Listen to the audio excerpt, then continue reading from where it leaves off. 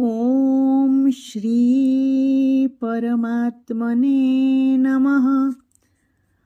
अदृष्टपूर्वं हृषितोऽस्मि दृष्ट्वा भयेन च प्रव्यथितं मनो मे तदेव मे दर्शय देवरूपं प्रसीद देवेश जगन्निवास।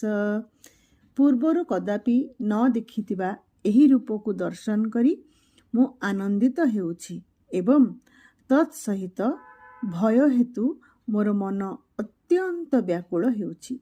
तेणु आपण मते निजर सेही देव रूपको अर्थात शांत शिष्ट लावण्य विष्णु रूपको दर्शन करांतु। हे देवेश, हे जगन्निवास, आपण प्रसन्न होई जांतु।